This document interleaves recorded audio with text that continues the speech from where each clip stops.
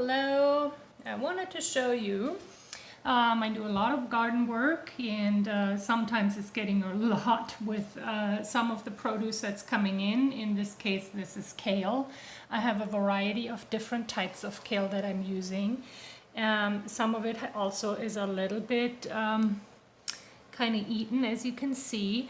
That is because I do not use anything to keep bugs away or anything like that. I like my garden to be pesticide free.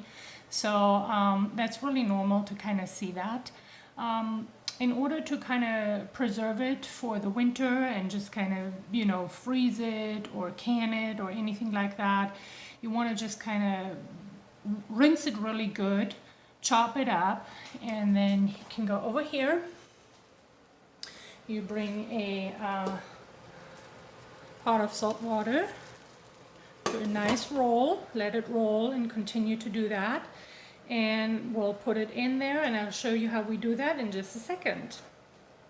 All right, so let's see how this works one-handed. One of the things you want to prep is something like this. You can have different types of kitchen items like this, and just use that in order to help you get your kale in the water. I turn my water down a little bit. You can still see that there is a good amount of bubbles on the ground there of this pot.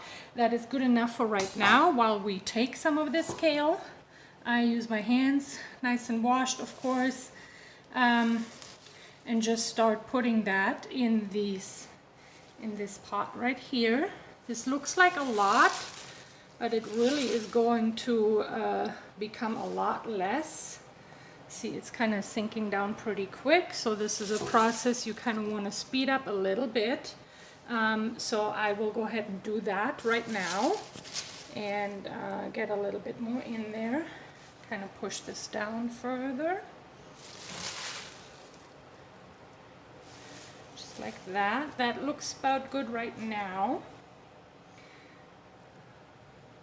It's a bit tricky. And I'll take this, help push this down a little bit. So you want to just kind of push this down a little bit, just like that. Roll this around a little. And then what you want to do, you want to make sure that you're ready at a sink to have to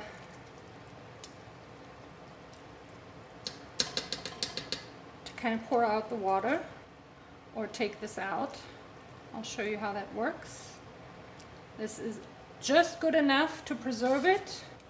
We don't want to overcook it, and so I'll show you how that goes in just a second. All right, so here we have our kale. And this is where we're going to put this in, just like that.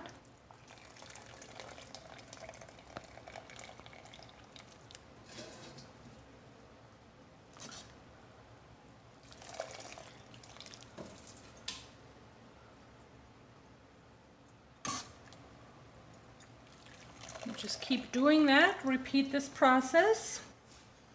So what I do, I just kind of use the same water a few times, just because there's really nothing wrong with it. All you're doing in it and prepping in it is your kale, and it's totally okay to kind of, in my mind, to reuse that very quickly. So we're going to take this over back to our stove and repeat this process.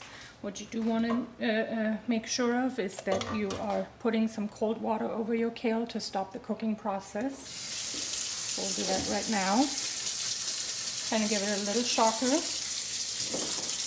You can also prep an ice water bath and set it in there for just kind of like a little few second shock. And then just kind of make sure you rinse this out very good. Let it sit there, and I'll repeat this process a few times, and then I show you how to portion it and what you can use it for, etc., etc. All right, so the kale is rinsed and still quite wet, so we want to kind of get this dry a little bit and pull it apart just slightly. Be careful with that. So you don't rip it all apart. This is a very similar process that you can use for spinach, although spinach is a lot more delicate in the structure.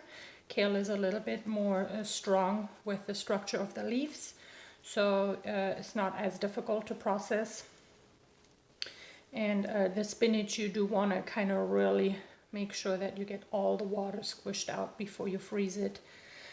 With the kale now, we are going to just kind of spread this out a little bit, dab it dry, and then we will portion it out and put it in the freezer or the refrigerator, depending on how much juice we want to get out of this for the next few days.